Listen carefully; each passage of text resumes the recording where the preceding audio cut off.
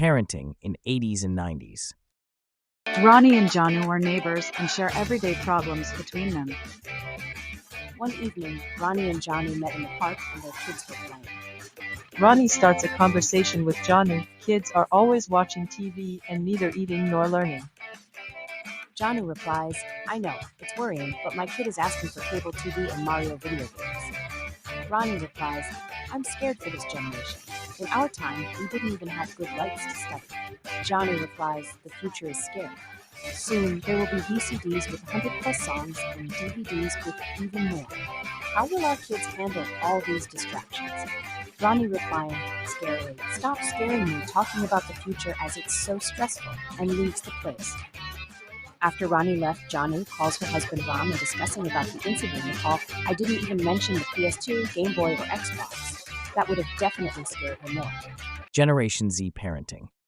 Ronnie starts a conversation with now and all. Kids neither eat nor learn anything without watching their phones. Janu replies, it's true, and my kids want a PS5 and Netflix now. Ronnie says, it's worrying. We didn't even have a phone at home. Our parents made us study by cutting cable TV.